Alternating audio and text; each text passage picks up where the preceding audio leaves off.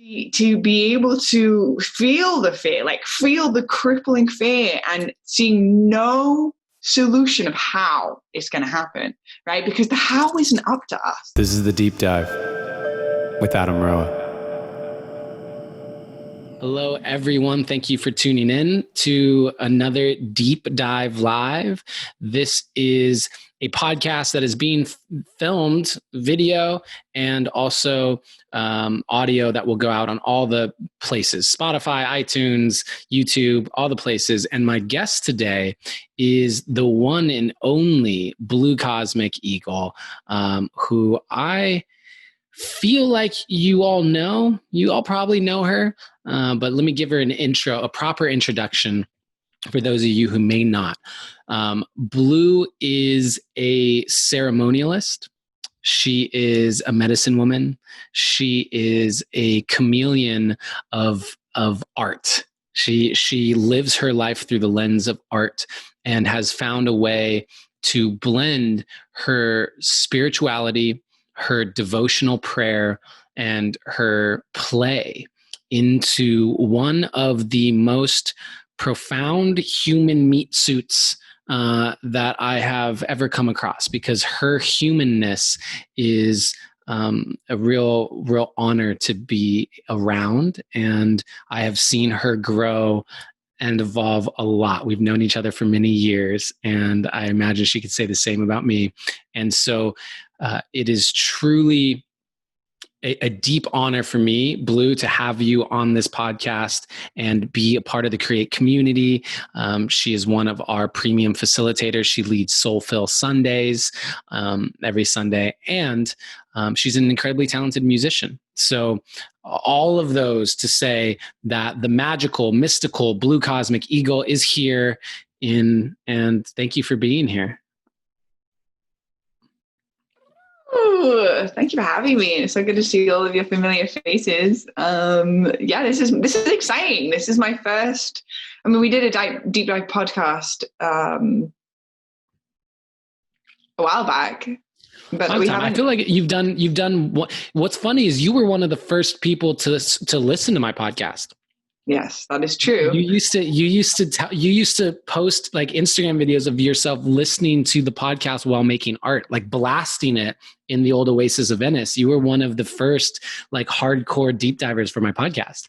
Yeah, I just wanted to be your friend, really, and that happened. It actually manifested. But I was like, wow, because you used to do it was one you were doing with Azra, and I was like, wow, these two are really, really cool. And then I went to your show and I sat front row. I don't know if you remember that. And I came over to you afterwards. I was like, hi. I was totally a fangirl. And we actually became friends. I actually utilized my skills of manifestation, and now you are my friend. The plan worked. Yeah. Well, I mean, it's cool to hear that, because we it's like you're so much cooler than me now. Like, you're just so much cooler than me. So I love that. It started that way, and the student has become the master. But it's been incredible to watch your evolution. It's been incredible to watch your journey. And one of the things that I admire most about you is that you haven't lost your sense of play. You were someone who, from when I met you, you loved to play, you loved to create art, you loved to goof around and make funny voices and ostrich faces and all of the different things. And then, on the spiritual journey, as you stepped into plant medicines and your own creatorship with the mother tree and everything, you didn't lose your sense of play at all. And that's something that I really admire. I think it's really amazing that you've done that. And I'd love to, what's the secret? How'd you do it? What's the secret of play? Well, I have this little potion. No, I'm just kidding. I think I've always had it, in the sense of I don't know. I was raised, my father actually, you know this about me, my father is a toy manufacturer. So my father is actually Santa Claus. He would distribute toys to children all over the world. And he was especially busy at Christmas time. And I wouldn't see my father around Christmas because he'd be working all the time. And so he was just Santa in his shop with his elves, setting out toys to all the kids around the world. And so I definitely had like a very playful upbringing, and definitely captured it alive. But realizing, you know, one of the hardest things I think for me to digest as a child was that this belief that magic wasn't real, this belief that fairies don't exist, this belief that Santa Claus wasn't real, this like all of these things that I was told, and then actually being told actually they're not real true. And my mom sitting me down and having a very real conversation with me about, you know, this is actually the reality of what life is, and you have to do things that you don't like to make an income, and you have to make sacrifices in life. And there's this big thing called the government that you pay extortionate amount of money to, that has the power over you. And I was just like, as a child, I was like, wait, what? But why aren't you questioning this? And then all I got was this is just the way that it is. And I just had the hardest time with that. I had so much resistance to it. So realizing that, yeah, magic exists in the eyes of those that believe it, and it happens to me on a daily basis because I'm opening up the space to allow it to be present, and also recognizing that over seriousness is one of the greatest diseases on the planet. Like, as children, we are inherently intelligent, meaning that we can sit with a cardboard box for 6 hours and turn it into a spaceship and go off to the moon and have like this most incredible time, or play in a sandbox, or all of these things. And as an adult, we start actually like learning intellect. And so we essentially have like imprints put on us about what this reality of this human existence really is. And recognizing like, what stories are we telling ourselves? Like I saw you made a post on your Instagram the other day about the masks with the pandemic, and how, you know, it's so ironic that we're all wearing masks, and yet did we ever take our masks off? Like, what masks are we wearing? What stories are we playing in? Because I believe that we are the narrator and the main role of this movie of life. And so what movie are you writing?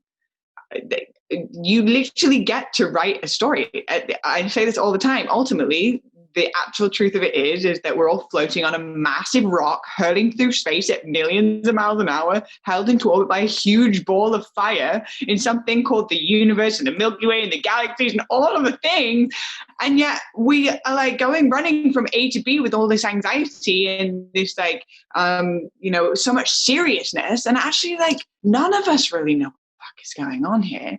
And all I do know is that, like, I do have the opportunity to learn new recipes and travel the world and, you know, create or paint or just bring out my watercolors when I'm at a coffee shop, or like, this is the way that I can actually saturate my days in my life. And so this is a choice. And I feel like the gurus that I want to follow are the kids. Like, they have a natural innate intelligence of what it means to actually be human, in the eyes of magic. And so for me, I feel like I am a guardian of magic and play. And I think that it is so important to keep it alive, and then also to reflect back to other people that it exists within everybody. You know, it's available.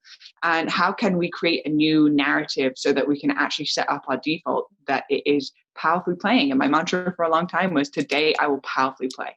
So it's not like, oh, I'm just going to flail around in the forest and be a forest fairy, but I'm not going to make any money or do anything really in the 3D. But I love being a hippie, and I'm going to grow my armpit hair down to my waist. It's like, that's nice. And what does it look like to powerfully play? What does it look like to actually have an art car in the middle of the Burning Man playa that is a huge like thing that actually operates and works, and you can impact other people's lives, and they're like completely mind blown of how you operated this? Well, you had to get a license for that thing, and you had to have the money and the income to be able to build it, and you had to have the engineer to be able to design it for you. And so this is powerfully playing. This is actually like anchoring play into 3D and tangibly making a ripple so that it can affect other people's lives, and in a way that you're actually creating an income and a reality for yourself that supports this play in a powerful way. So that is really my mantra, is like, today I'm going to powerfully play. And it's been interesting. Let's start here. What do you define play as? Like, how do you define play? Play is also always subjective, right? And I believe that for me, play is when I am in a place of what I like to call timelessness. It's called my intensity point. For example, when I'm playing the harp, I just got a harp. So excited. My inner child is like, yes. When I'm playing the harp, hours can feel like minutes, and I am just drift off into this timelessness. And I feel like this is one of the greatest paychecks I can ever pay to the universe, is me being in a timelessness state. Because when I am spending an hour of my time doing that, I believe that what I emit, I attract. We're operating in a reality where the universe is reflecting back to us the stories that we're telling ourselves. And so essentially, if I am telling myself a story of timelessness and drifting off into this amazing painting or into this incredible instrument or having this beautiful conversation with somebody that I'm laughing, like the other day that I connected with you, Adam, like you came out and we were playing music and we were laughing and I had a shaker in my mouth and I was banging sticks and we were making and we had music video ideas popping left and right. That was play to me. And yet also we were writing a song while doing it. We were creating music. We were evolving in our musical abilities, and hours felt like minutes. And for me, that is the frequency of play. So play doesn't mean that I'm sitting in a sandbox building a sandcastle like the typical archetypal version of play, but it can be I'm playing while making a really delicious meal and I'm really enjoying making it into a piece of art and presenting it in a beautiful way. For me, that's play too. So it's always up to like whoever it is that's doing it, but really, can we tap into the feeling of the timelessness that we're emitting to the universe? That is the sweet spot. Do you believe that, so Kat Meyer, Dr. Kat Meyer, who's another premium facilitator, we had a conversation where she was inviting me to more play. She's like, you just play more. And I said, okay, absolutely. And the things that I wanted to do that I thought, well, let me do this and let me do this. She said, well, you're seeing those as still having this purpose to like bring you to someplace. Do you think that play and purpose, like, can it be play if you're doing it for a purpose? So that's a really, really great question. I feel like if we are so attached to the outcome of it that we desaturate our fun while doing it, then it actually taps it out of play. If I am enjoying what I'm doing, I have a goal on the other side of it, but I still can tap into that timelessness of doing it, then yes, it's play and it's honoring that there's a goal involved. So for me, whenever I'm, sitting with somebody and they're learning how to sing for the first time, or they're really activating their voice, or they're learning an instrument, or they're painting for the first time since they were 10, my invitation for them is, can you actually rewire the brain to be process orientated, not goal orientated? We are so wired to be human doings and to get this goal and achieve this amount of money and get that house and get this car. And we're constantly doing these things to get to this goal orientation, but we're desaturating the process in itself, which is the only moment that exists for the rest of our lives. So if we're living for some sort of future timeline, it's like chasing a carrot at the end of the stick. Can we actually come back to, it doesn't matter how it sounds when I sing. It doesn't matter if I actually go anywhere with my voice besides the fact that it feels good and it's healing me while I sing, then this is actually the element. This is the juice. This is like the piece that we really want to absorb into our being, because when we're in that place of timelessness and we detach from the outcome, which is also so rampant on the planet, that we are so desired for perfection that we completely bypass the progress in itself. And so how can we be in process orientated progress mindset and allow ourselves to absorb the nutrients of the moment while actually learning a skill or evolving our brain cells, or being able to create new neural pathways in the brain of something that I didn't do yesterday? Mm-hmm.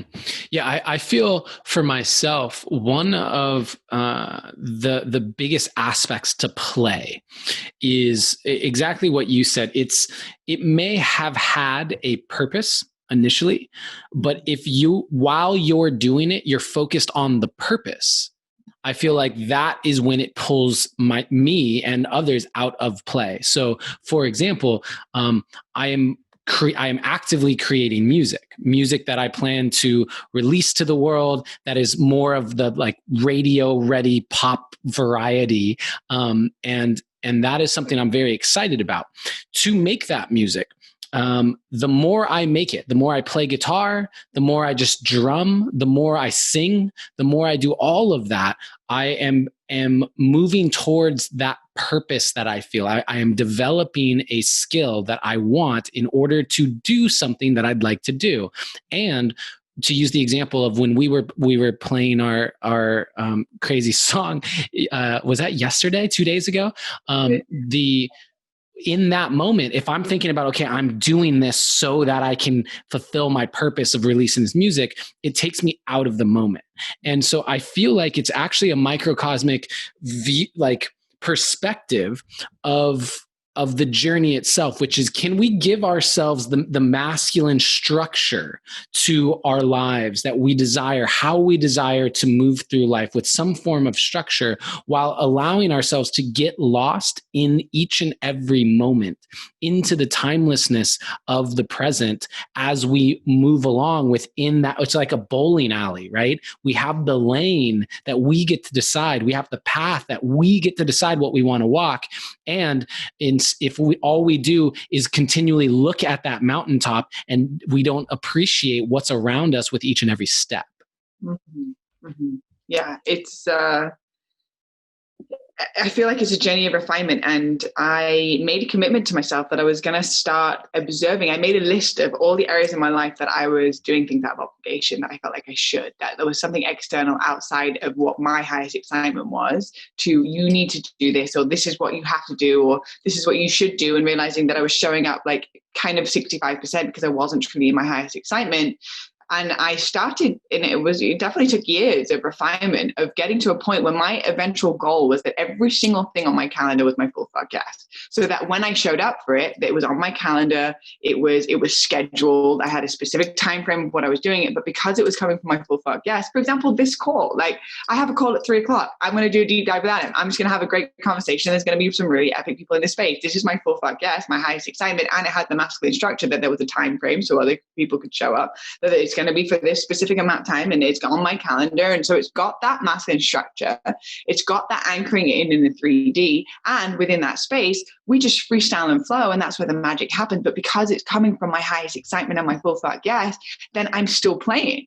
And so my life has become a testament to play. And this morning when I woke up, I did a podcast with my dear friend. I scheduled the time. I gave a couple of breakdowns of like the topics that we're talking about. Then we sat in the TV and we just chatted for an hour. And we were laughing and giggling and all the things. And yet I'm being able to create a podcast, put it out into the world, make value into the world through playing, and realizing that every single thing on my calendar now, and it's taking devotion and it's taking saying no to things a lot, is now got to the point where every day I'm in my default of play while actually making real tangible things happen, like running the Mother Tree, running a whole community of people, and building a website and having private clients and doing immersions and all the things. But it is my highest excitement. So it's just one perpetual role.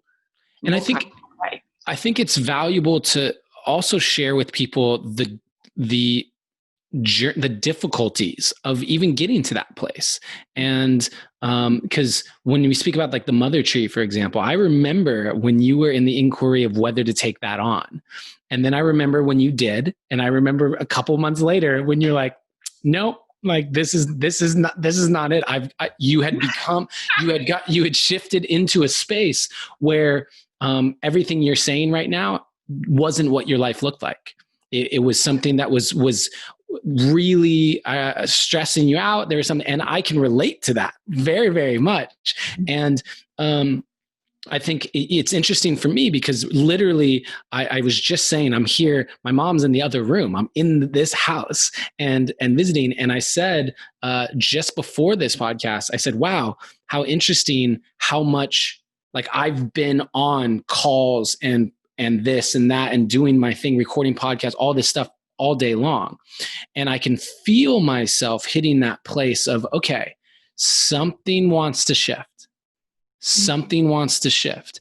And it's a refinement process. You use that word, it's a refinement process. And I feel like it can be incredibly valuable for people to hear about that process, because it's not as simple as we just made that decision and that's now what life looks like. We can set that as an intention, and at certain times we may realize, fell out of that. or learned how to get there through all the things that weren't that. And so if you want to just touch on a bit of what it required for you to get there. Mm-hmm. Yeah, this is what makes it relatable, right? And thank you for bringing that into this. So yeah, let's go for the example of the mother tree. So just giving it a little bit of context, I moved into this incredible acre of land in the Pacific Palisades in the forest. It's like a fairy tale property with Adam's ex partner of 10 years, Azria. And she is and has been one of my best friends. And we went all in on the mother tree and decided to create this property. And I was still in that like, okay, I'll just come in. And she was like, you can live here for rent free and we'll just do immersions and we'll make it happen. And so I moved in and I was still in that kind of like happy-go-lucky rent free. Yay, my dream property, let's do this. Just so happened to be that Azria then fell in love, and she gave me like a week to be like, I'm moving out. I'm going to move in with my new lover, who's now her husband. Full celebration to them. And I was left with a position of like, okay, do you want to stay on your dream property and really have this place as your own blank canvas to really powerfully play? Because everything you've been saying is you want to powerfully play, and now you've been given the opportunity. And going from not paying any rent to a $12,000 rent a month. And I was like, okay, all right. So let's pump the brakes a little bit, because I can live in this whole like, oh yeah, all play and all the nice things. And the reality of it is, if you actually want to make this happen, can you call in 12 grand a month just for rent? That is literally just to have a roof over your head. That isn't the additional cost of living in LA and like food and feeding your dog, your insurance and all of the things and your taxes. And I had literally gone from not paying any money, right? So my capacity of holding that weight felt almost impossible. And I was just like, instantly the clay got on my reality. I instantly was then faced with the tangible 3D, like, holy shit. Okay, so I work with clients, and what I've said to my clients is, I'm always encouraged to follow your heart. What does your heart say? The universe will align once you make a decision from your heart, if you're ready to do what it takes to go all in. And my decision was, my heart wanted to stay. My mind was literally like, what the fuck are you doing? You are crazy. You're an idiot. You're going to drown yourself. You're going to look like a fool. You're going to go through an ego death in public, like the whole thing. And my mind was just to add a little bit onto the whole scenario. Before Azria was moving out, I booked a ticket to Bali. So I literally was in Bali. I wasn't even in the country, having to call in $12,000 in 2 weeks before the next round of rent was due. So I wasn't even home to like do my work. I was in a country that the price of things is much different than LA living. We were there at the same time too. Yeah, exactly. So I can tell you, this time of my life, play didn't exist.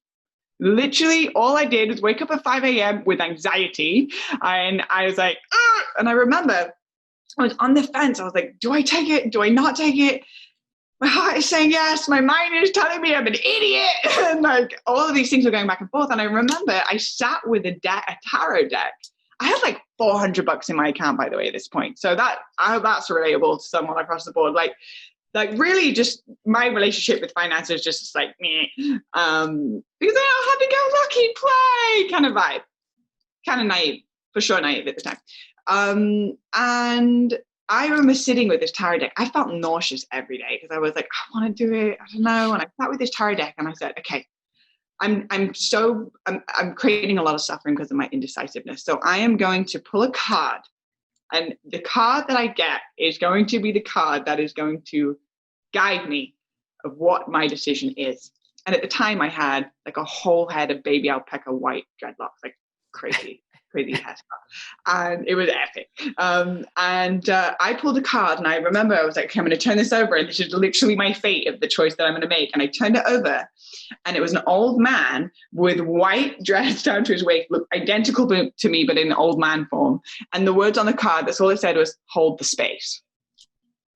And I was like, got it. Okay. All right. We're doing this. And I got to, through this process, face off with every part of myself that did not believe that I could do it. every part of me was like weaned out of my system. And as she was on the phone with me, she was checking in, she was making sure I was good. And she said to me, in the last 48 hours, just before rent is due, that's when the magic happened.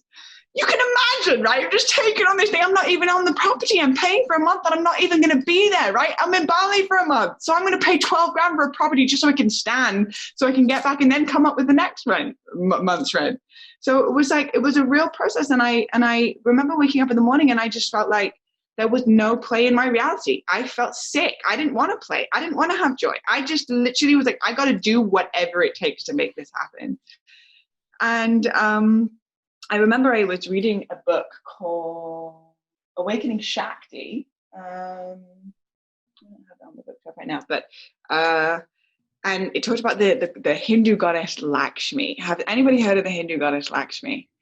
Yeah. Okay. So a couple of you in here, some of you not. So the Hindu goddess Lakshmi, she is the goddess of financial prosperity. And she teaches you how to become a vibrational match to financial prosperity. And I realized that during this time, everything in my being was turning to lack.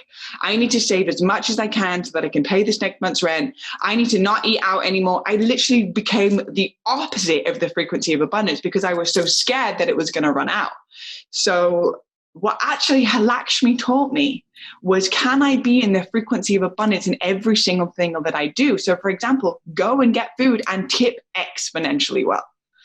And can I recognize that in every given moment I have an opportunity to give? Because I was so tunnel focused on just making the 12 grand that I completely desaturated, that I, have people around me that I could give a big back massage to, or I could sit and reflect to, or like be in that abundance mindset. And so I started singing her mantras. I bought a statue of her and I put it in my house. I'd wake up in the morning dancing to her. And I put out a prayer and I put out an offering, and I made a price for one of my most expensive packages to work with me. And literally every single penny was going to go to paying for the rent. And when I put this offering out, I said a prayer and I asked for Lakshmi's blessings, and I did everything that supported the frequency of abundance. And I asked for Lakshmi's blessings, and I put out this offer on Instagram, and I was like, this is an offer to work with me for 3 months, including one immersion in person at this incredible property. It's going to cost $8,000.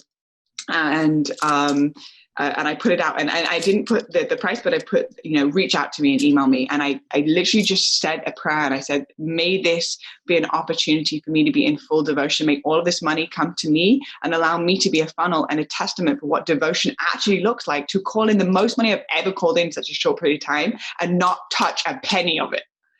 Like literally not touch a penny of it. And I put it out. Okay. So this is the tricky part. This is where the magic comes in. A sister of mine, like not a sister at the time, someone that followed me on Instagram way back when, but then unfollowed me because she found me annoying. We still have beef about that a little bit.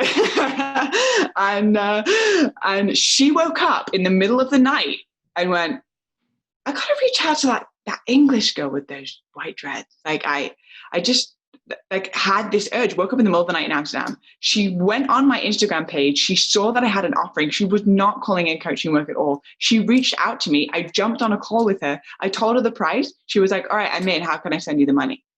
I'm 48 hours away from the payment for rent to come in. And she was just like, done. It was the easiest 8 grand. I mean, obviously there was work to do, right? There was 3 months of coaching that came with it. And I managed to make almost like 75% of the rent overnight. And I was like, oh my gosh. But the thing is actually realizing that I would not have known I was even capable of this if I hadn't walked in the direction of the thing that scared the shit out of me. I would not know that I would be able to make that much money if I had initially listened to my head and just walked away and gone to the backpack life again, and gone to the living out of my suitcase and being on friends' sofas and making art and selling them for $100 a piece kind of vibe. Because I actually grew to the size of the pond that I allowed myself to play in. And so what happened was, yes, the play desaturated in the moment. I did what I needed to do. And I managed to actually, and the $8,000 came in, that she sent me a wire transfer. And then the last 8, 9, 10, 11, 12, math isn't my strong point. The last $4,000, my friend reached out to me and go, I believe in you, Blue. I'm going to lend you the $4,000. And when it comes back, you can pay me. There's no time frame on it. So I managed to borrow the final $4,000. and I paid my rent by midnight. Literally, it was like 11:58, and I got the $12,000 in, and I pushed the first wave of the mother. It went from the mothership to the mother tree. The actual ship had landed. I am now here a year and a half later, and I have managed to sustain it through miracle, from miracle to miracle to miracle. And I have learned as a woman, all the money got paid back. I have learned as a woman how to make $12,000 at least every single month through playing.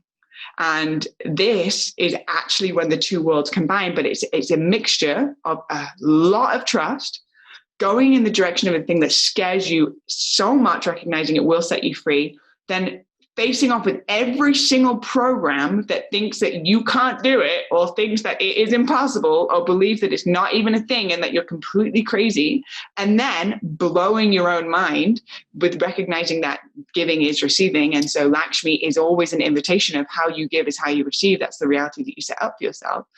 And so by actually being in the selfless giving, that allowed the money to actually become a vibrational match to me while taking action and making an offering, right? It's not just giving, and then it's expecting like a huge way to receive, but actually taking tangible action, creating the container. Because when money comes in, you've got to have a container to hold it. Otherwise, it's like pouring water on a countertop. It's just going to spill everywhere.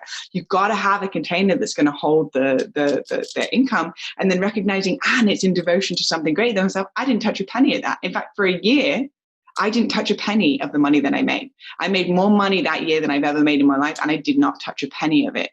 And actually what that was me as testament to the universe. I am in devotion to something bigger than myself. I set up a property now that houses 5 people that live their dream, and sets up immersions for people to be able to actually go through huge transformational work and leave this property a completely more evolved individual of self-awareness than they did when they walked on. And I get to receive the joy and the bliss that, because I made a decision from my highest excitement, and also the thing that scared the shit out of me, I can actually be of service. And now, because I went through what it felt like the birth canal, it was like the fallopian tube got really tight, and I was like in it, and it was all sticky and wet, and it was like, like claustrophobic. I literally felt like I was like this in it, like brought to my knees more times than I can count. And I managed to actually got birthed into a new reality, and I was like, on the other side of it, there's so much expansiveness, there's so much room. And now I know, as a woman, I now know that through my play and my highest excitement, I can call in large amounts of money. And I am calling in large amounts of money, not for myself. That was my test. Is it going into myself? No, it was in devotion to something beyond me. And now I can call in large amounts of money, allow it to filter through me so that I can hire the website developer, or I can get the laptop that I need to be able to make YouTube videos, or I can, whatever it is that we need resources to create. And I can also support my friends for their craft, which is my highest excitement and my greatest joy, to be like, you know what, you're an incredible musician. I want you in this ceremony. I'm going to pay you this amount.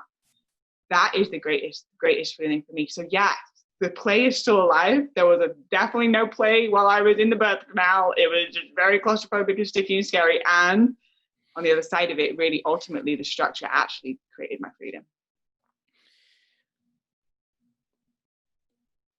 Wow. I'm not even sure how to respond to all of that.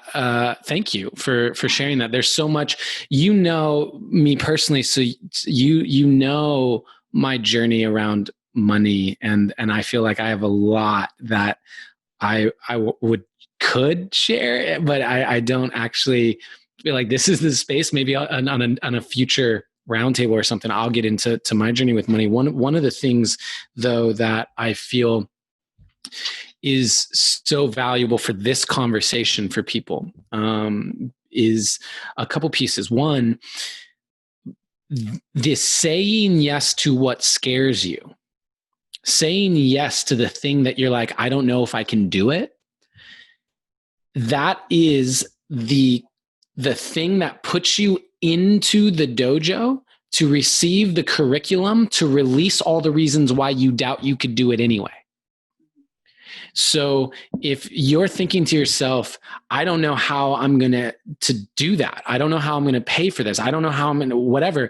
Great. We're talking about money right now, but that's anything. I don't know how I'm going to trust again after my heart was broken. I don't know how I'm going to get my health back up to speed after I've broken my back, or like whatever it is. The thing that you doubt, the thing that feels like you're uncertain how it's even going to be possible in your life, that is the curriculum.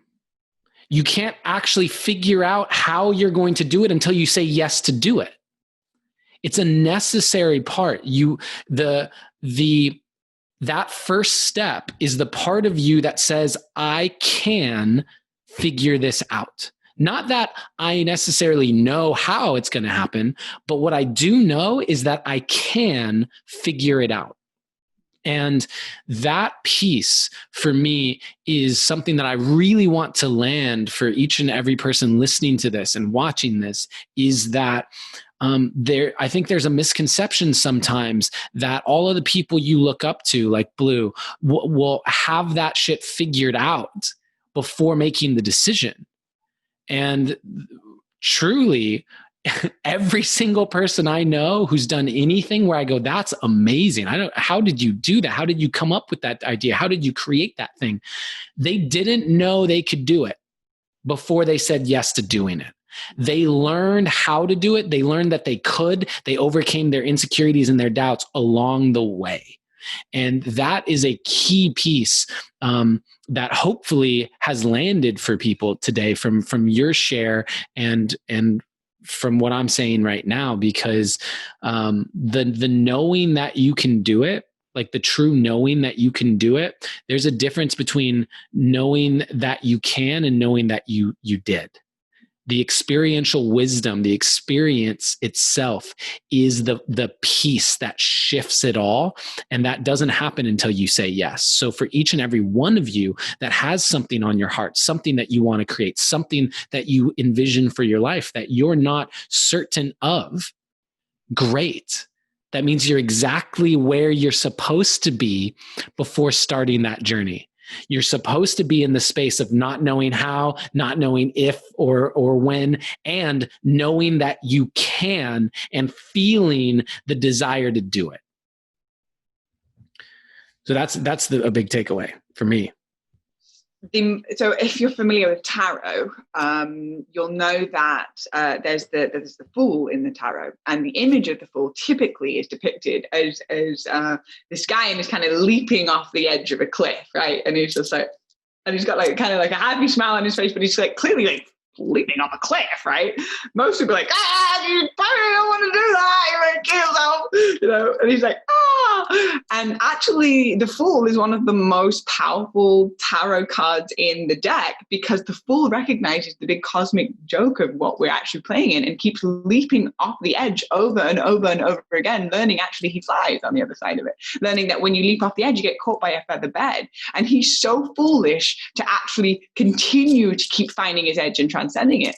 And essentially that's what makes us really, really, really powerful, is to be like, most people, in fact, most people actually, when I told them my situation, they were like, are you sure you want to do that? Like, are you sure? You know, it's a bit of a crazy move. Doesn't really make a lot of sense. And I was seen as the fool. And I think essentially like to be able to feel the fear, like feel the crippling fear and seeing no solution of how it's going to happen, right? Because the how isn't up to us. The how actually is this woman in Amsterdam waking up in the middle of the night and being like, I need to contact that woman. And all of a sudden she has an offering. And yeah, of course. She only had, and this is another part of the story. She only had $10,000 in her account. $8,000 was for the package, right? And I made an ask for Lakshmi. I said, whoever invests in this package, may it come back to them tenfold of every single penny that they put into this package. The same day she signed up for an $8,000 out, $10,000 that she had in her account, $8,000 package with me, she got a call from her father that said, I just helped your brother buy a house and I want to support you with the same thing. I want to send you $100,000 the same day. I'm like, when she told me this, because she didn't tell me until she came to the property and we did the immersion together, and she was like, yeah. And then that same day, it was the craziest day for me. My father reached out and gave me $100,000. And I was like, what? And I told her my prayer for Lakshmi to bless whoever it was that invested in this package. And just witnessing like, I think the three of the most powerful words that exist are, I don't know. Because then you open yourself up to the infinite possibilities that are available when we actually just don't know. And so again, sacred fool leaping off the edge. And I don't know, but I do know that I don't want to live in this constriction that every time I go out and it's like, oh, we're going to split the check. And I'm like, oh, but I only had a soup. Kind of like, I don't want to live in this like constriction. No, but that's that thing when people say we're going to split the check and you're like, I just had water. I wasn't even hungry. I just sat here. Like I'm really hungry, but I just had more because we're in a really expensive restaurant, and now Jerry ordered 3 appetizers. I'm not even that hungry. Yeah, I think, and you know, one of my mantras for a really long time I went through this period of I had a lot of credit card debt, and it felt really unfair to me because the credit card debt was actually the result of I had to pay for surgeries. I had to pay for surgeries in car accidents, and there was legal proceedings, and I was owed money by the thing. There's like lawsuits that happen and all of this stuff. And so the money was coming back to me at some point. The moment I said, sure, I'll take that settlement amount, but their settlement amount was incredibly unfair. It was like, to give you an idea, their settlement offer initially was like $15,000, which didn't even cover the surgery. I ended up going to court and all this stuff and ended up getting, I want to say like 70,000 or something from it.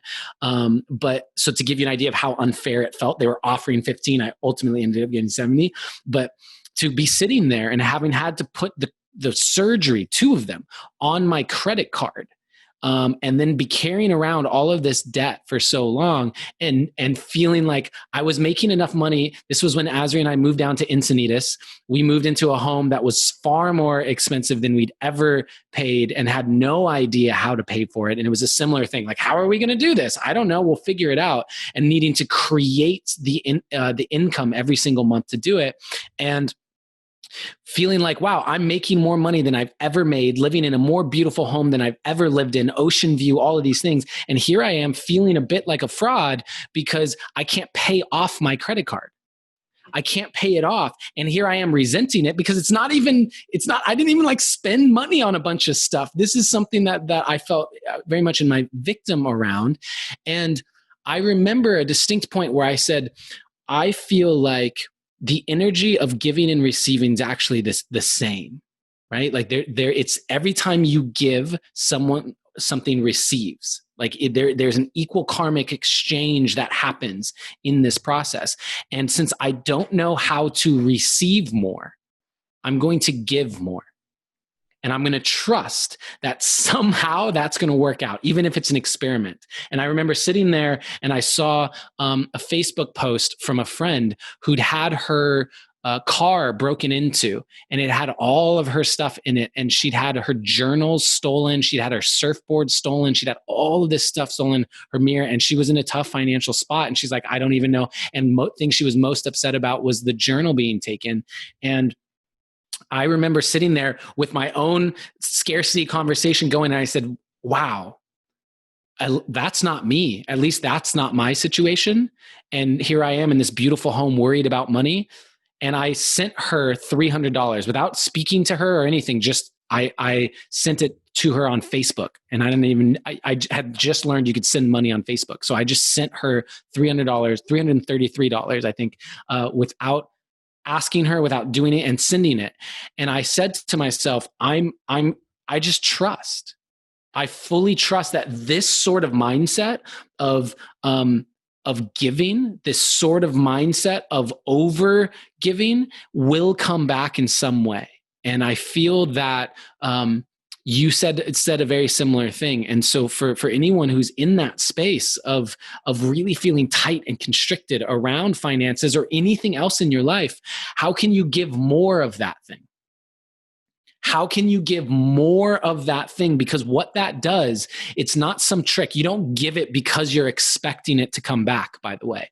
You give it because the giving of it, the giving of that thing that you're holding so tightly and you're afraid of, that giving act switches your mindset.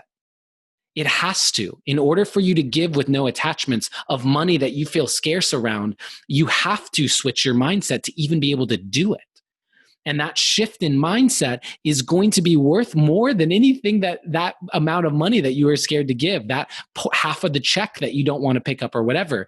And there's a fine line, and I don't think we have time to go into it, but there is a fine line between owning your boundaries and not being irresponsible with finances or your heart or love or anything like that, or your health.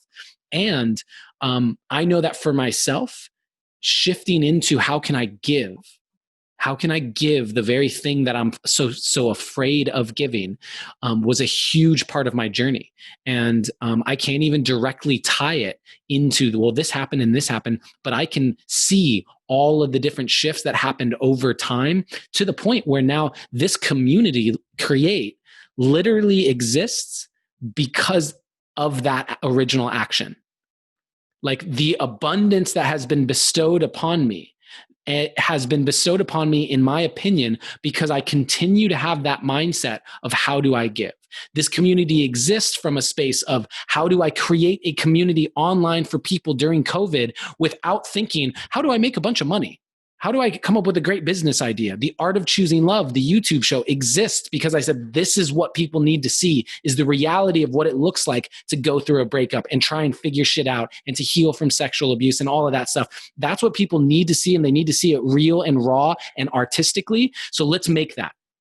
And so, Blue, I feel like we have a couple questions here that we can get into, but I wanted to speak to, for myself, the shift of mindset into giving the very thing that I was feeling scarcity around was the start of my abundance journey for me.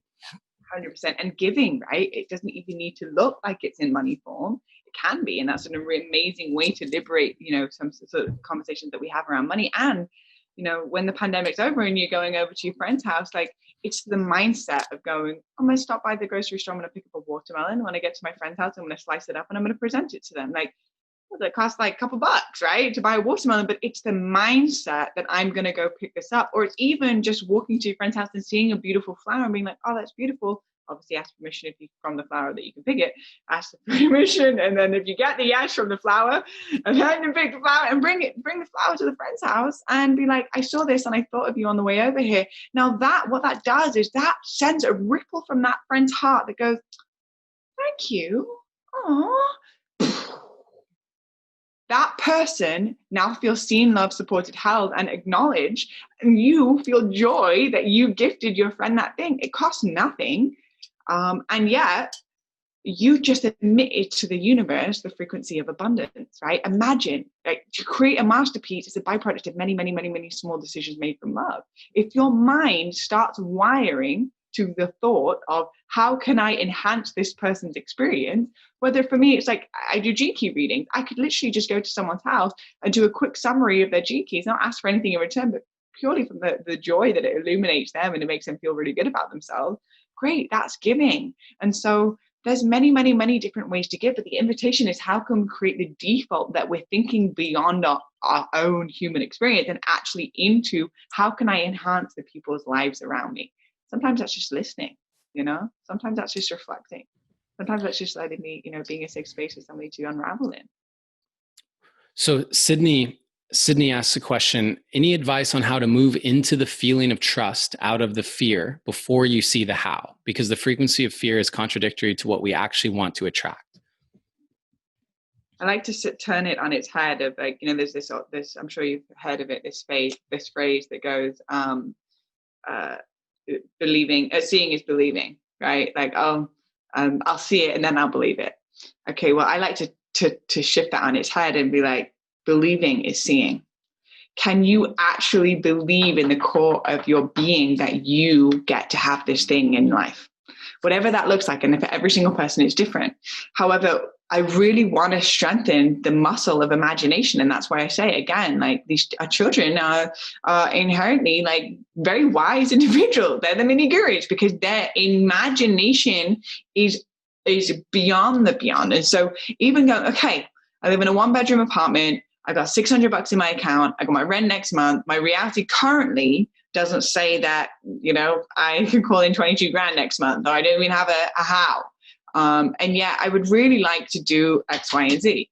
Okay, amazing. Can you get into the realm of magic, which is closing your eyes? The second you close your eyes, you go into the reality of infinite possibilities. The second that our eyes are open, we're limited to this physical body. We're limited to the certain environment that we have in the moment. But can we allow ourselves to get into 5 minutes every morning, close your eyes, and literally visualize the version of yourself that you really want to create in this lifetime? And I want you to get specific. Like, I want you to look down and be like, what am I wearing? How does the fabric feel against my skin? What oils did I choose to wear this morning that smell really good? How am I with my lover? How does my lover look at me? Oh my gosh, when my lover looks at me, I feel like magic. My lover actually sees me, like, and listens to me, and is a safe place for me to express myself. Oh my gosh, and I have a child. It's so cute. I look at coming in and I can see the white chiffon sheets that are hanging from the rafters in my beautiful home that's got terracotta walls, and it's over the beach in Madrid. Like, I can actually go there when I close my eyes, and yet I open my eyes and I'm still in my cardboard box of an apartment and an intersection for people like effing and blinding on the outside of my bedroom. But like, can I actually even start playing into the reality that this can be a thing if I can actually just get clear on, do I believe that I can actually make it happen in this life? Because believing is seeing. And I have seen miracles happen. I mean, there's many, many tools. Create a vision board. Like, actually sit down and write down or draw or get all your colors out. And what do you want to create? Because it's like going into the universe and going, hey, universe, or like going into a sandwich shop and being like, hey, I'd like a sandwich. And the person standing behind the counter is like, nice. What kind of sandwich you want? Like, I could just give you some bread. Like, the universe works in the same way. Like, can you get specific? Can you go into the sandwich shop and then like, I'd like pickles, I'd like a cucumber, I'd like this, I'd like that. Okay, cool. Now here's your sandwich. Have you even got clear on what you want to create? And is there a belief in you that it's actually possible? Because the vision board itself is not the magic. It's the person that believes that the vision board is actually going to manifest is what makes the magic. So 2 people can make a vision board. One person's vision board can manifest and the other person's may not. So it's placing the power back in us to also be in the realm of imagination. Yeah. And I would say that for me, I believe that an abundance mindset, a prosperity mindset has nothing to do with how much you have in the bank. It has nothing to do with where you live. An abundance and prosperity mindset to me is 2 things: gratitude for what you have and the knowingness that you can call in what you want. Like that, to me, the moment that you're like, I can call in whatever I need. If I want to call in 12,000, like Blue is now in a position where she knows if she wanted to call in $12,000 to pay for something, she could call it in she could call it in. Like, she knows that. And the fact that she knows that, the type of mindset she has about what is possible is completely shifted. To me, that is where we get into what is a true prosperity mindset. And that's something that carries not just into finances. This is beyond that. So for myself, for example, having manifest $1 million in 5 days, having done that blew my mind on what was possible for myself. And so now that carries over into music, where Angus is on this call right now. And we got into an argument in Bali because of the fact that him and Ryan told me that I couldn't, because I didn't know how to do some music stuff on the computer, that it meant that I wouldn't be able to like actually create music. Like I wouldn't be able to create music because I didn't know how to do it. And that did not land for me because I believe that anything is possible. I believe that. And so because of that perspective of anything is possible, I feel like I could, like if I said to Blue, if I said I'm going to write a book in the next 2 weeks and I'm going to get a mainstream publisher and we're going to do it, I feel like I've become the kind of person where you would believe that. You're like, that's probably going to happen. If Adam's 100% on this thing, that's probably going to happen. And I feel very honored and proud to be that kind of person. But that shift happened when I shifted into a prosperity mindset, which isn't about money. It isn't about any of that. It is the knowingness of what you can create for yourself. That is a true prosperity mindset. And that's why, coming kind of full circle here, that's why it is so important to consistently be stepping out of what you know you can do and into that journey, into that gauntlet, into that dojo that we were talking about before, of stepping outside of what you know you can do. And through that process, actually getting to experience more of what you can actually do. And Mark's question about, does the feeling of fraud or fear of jumping go away, in your opinion? Not if you're pushing your edges. No. Not if you're pushing your edges. If you are consistently pushing what you think is possible for yourself in order to gain that experience and continue to expand your own levels of prosperity mindset, then you are consistently stepping outside of your comfort zone. And that's always uncomfortable. Yeah. It's like, hello, fair old friend, we meet again. Oh, and you seem larger this time. Brilliant. I have met my match. I feel you. And I still make the decision from my heart. It's acknowledging that fear and ego will forever be on this road trip of life with us. And it's acknowledging it. And instead of like trying to like bypass it or suppress it or just even pretend that it doesn't exist at all, it's actually about embracing it and still making sure that whoever is in the driving seat is your higher self, not the fear and the ego that's in the driving seat. So yes, they're coming on the road trip. They'll be in the back of the car and they'll probably be like munching on their snacks really loudly. But am I making my decisions, or am I allowing my fear or my ego in the driving seat? Because the second that my fear makes decisions, I get a degree out of alignment with why I'm actually here. You follow a degree out of alignment for 10 years, you're now all of a sudden out here. Right. So it's like, it's so important to be like, keep checking in. Am I making this decision from a place of fear, or am I making this decision from my highest excitement? Because the feeling is what will be felt by the universe, not the conversation, but the feeling. Like the universe responds to energy. And so if it's something that scares the shit out of me, and it's also something that I've always wanted to do my whole life, and when it's here, I emit this like pure frequency of absolute ecstasy and joy, the universe responds to that. That is the greatest paycheck you can pay to the universe. And the thing with money is that money's an amplifier, right? It's just energy. It will amplify whatever's in the field. So can you be at peace with having $100 in your account? Can you actually be at peace with that? If you can be at peace with that, then you'll be at peace when you have $100,000 in your account. But the most traumatized people around money are the ones with lots of it, because they spent their whole life trying to make it, that they're spending all their days now afraid to lose it. So it's just going to amplify a fear. So it's not a belief that, well, this fear is going to go away when I have $1 million. I can bet you bottom dollar, quite literally, that it's going to be amplified. The fear of, now I've got $1 million. Now what do I do with it? And if I waste my money, or if I spend the money, will it come back? Or with just one-time wave, and now all of a sudden I'm not going to have it anymore. So it's like, can we actually face off with this fear piece and recognize I have $100 in my account and I'm a highly abundant individual.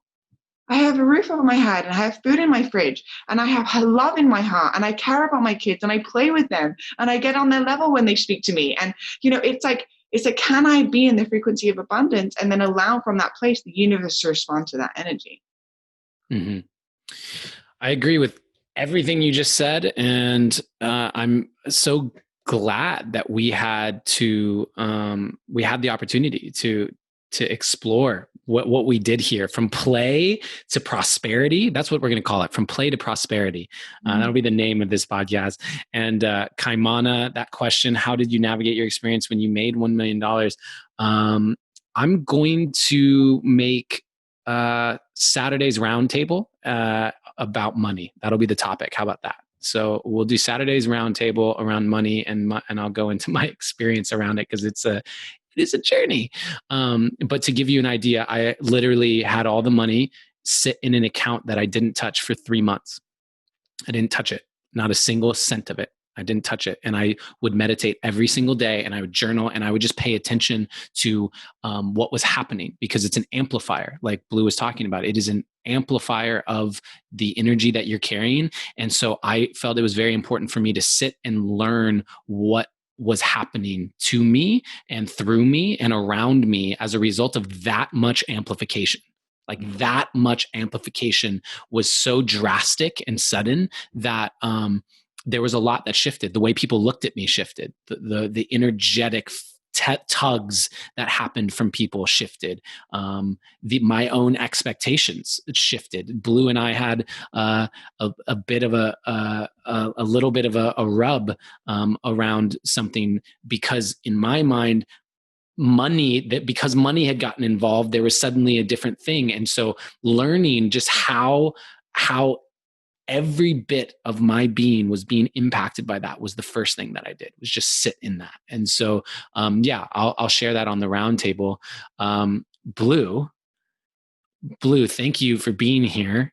Thank you for being a part of this. There's more questions. I feel like there's just so much that I could talk to you about. And this is why you are one of my favorite humans. And I'm so honored to have you in Create Premium. So for those of you who are like, I want to go deeper into this stuff, that is why we are launching Create Premium. That is the very reason, is so that we can get more clear on like what's going on in your life, what's going on with you, how can we support? Let's go into these different topics. And so, Blue, beyond Create Premium, can you let people know how they can follow you and how they can get more of your magic?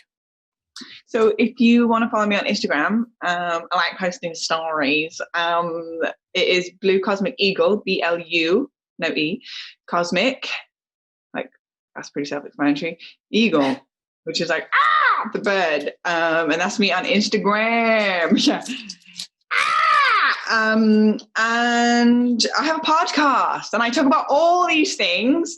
It's called Deja Blue, and it is. I have 2 seasons, and just like all the topics, ranging from the Yoni-verse and the power of your pleasure, to manifesting money through magic, to ayahuasca and time with the Shipibo tribe in the middle of the Amazon jungle, to, all of the things from my story. And it's a wellspring of these kind of conversations. Adam's been on the podcast, and we talked about many different things.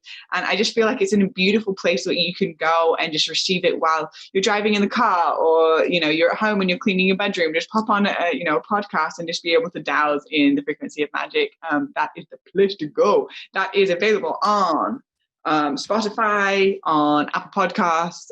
It's in the link in my bio if you want to access it, on Instagram. So that's Deja Vu Podcast. Yeah. And I just want to say thank you to everybody for being here live in the Create community. Thank you to everybody who's listening to the replay of this on YouTube, Spotify, iTunes, wherever you're listening to this. And a reminder that the real work hasn't started. Right? Like, just hearing this is the awareness piece. It's like, whoa, okay, I learned something today. Let me take that into my process of awareness of myself and what's going on in me. And the work of that, the next step of that, is how do you take that and apply it to your life? What do you now do with the new awareness that has just come in? Right?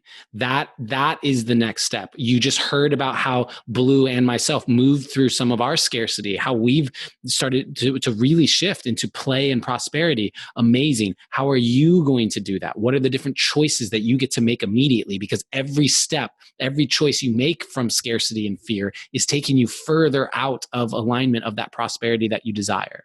So, thank you. That's the work. That's the thing that I know, I speak for both Blue and myself, that we want to see. We do this so that you can apply it to your life and become someone that's living a joy-filled existence, because that is contagious, and that is a world that we want to live in. So thank you for being a part of this conversation. Thank you for tuning into this, and always in all ways, you are seen, you are heard, and you are loved.